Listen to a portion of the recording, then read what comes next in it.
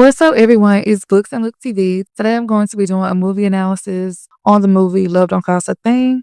And a question I have for you all today is, what does it mean when only certain Black girls are granted complexity, softness, and love on screen, while others are reduced to caricatures or erased entirely? Also, I want to give a disclaimer. I know some people are going to say Christina Milian is not Black, but Christina Milian identifies as Afro-Cuban. And as a lot of y'all know, a lot of people in the Caribbean are mixed. If you want to say whatever is fine, but this doesn't change the aspect of how she identifies and how colorism was displayed in this movie. So let's get into it. Love Don't Cost a Thing was published in 2003, and it presents itself as a lighthearted teen comedy.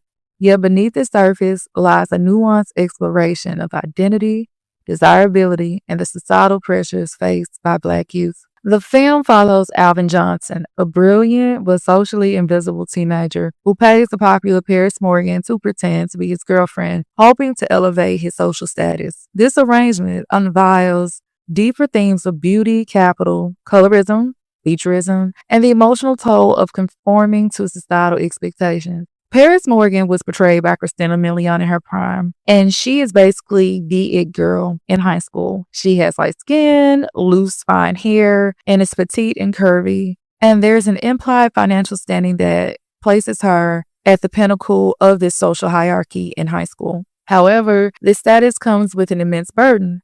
Paris reveals that she is constantly under pressure to maintain a flawless image, leaving little room for authenticity or vulnerability. Dark-skinned Black women like Olivia and Yvonne, and they're depicted through a lens of hypersexualization and one-dimensionality.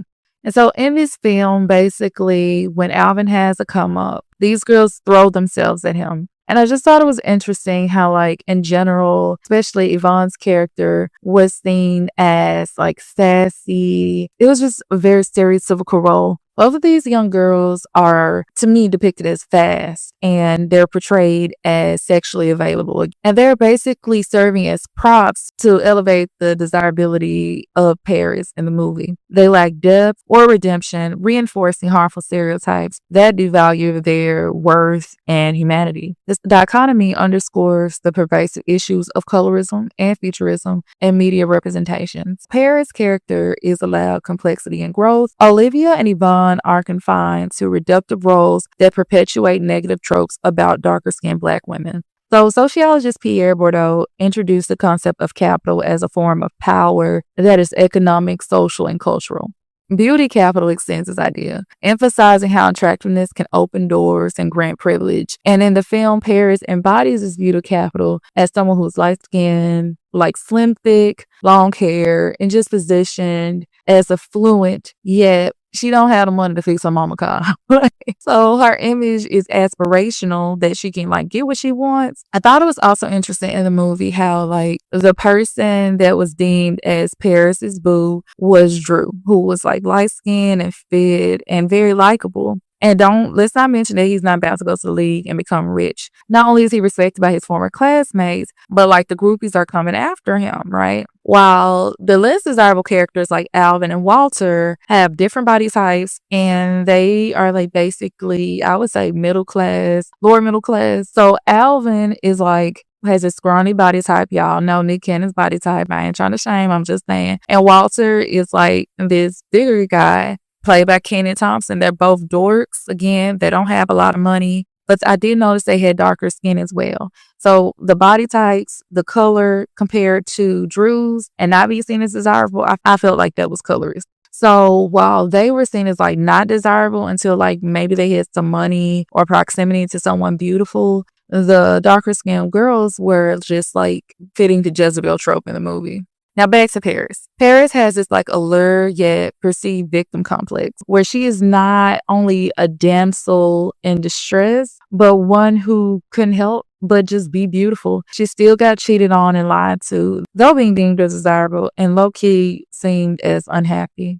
Alvin's transformation is not rooted in self-love or growth, but it's kind of like this outcry of toxic masculinity. And again, not only is he not physically attractive, but he doesn't have a lot of money. He can't afford, like, designer clothes, etc., like the people at his school. And his father is taunting him to be this cool guy as he is embracing his younger days. And Hey, fellas, how you doing?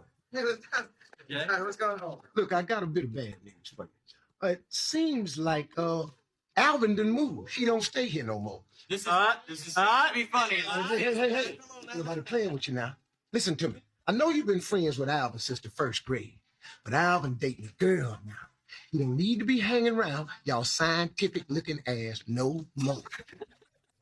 It's just really weird how fathers like him, they think something is wrong with their son if they aren't popular or if they aren't having sex. So how he even encourages Alvin to pursue girls, I think is just really weird. But Alvin must learn to accept himself. Despite adopting this appearance and demeanor of someone who is socially valuable, he still ends up empty in the end. I think this reflects real world pressures on Black youth to trade parts of their identity to gain visibility and value. And I think because of that, this is like a really good movie for anyone to watch, but especially young people. I would just say that it's good to be like mindful of what you're consuming because again, when I was younger, often seeing like white girls or mixed and lighter skinned girls at one point, it just kind of makes you question what is beautiful. It just like reinforces this standard and stereotype. And you just got to protect yourself and constantly like just tell your children or whoever yourself is watching it that, okay, that's one aspect of beauty, but that's not the aspect. So at the end of the day, Paris seemed to have it all, but she was mentally exhausted. She has this revealing moment about admitting that the cost of popularity is high and constant. And she tells Alvin that in a way she wishes it was escapable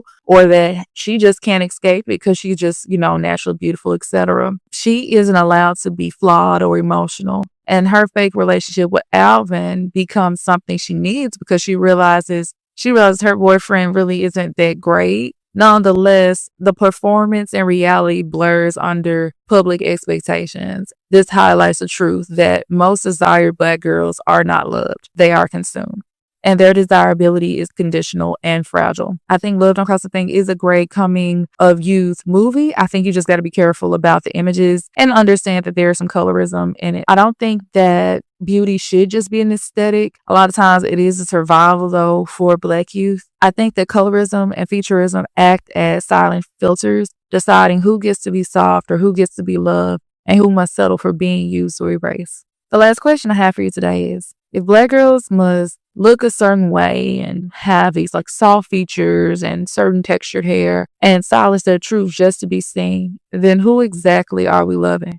Let me know down below in the comments what y'all think about my commentary. And thank you so much for listening to Books and Looks TV. I'll see y'all next time.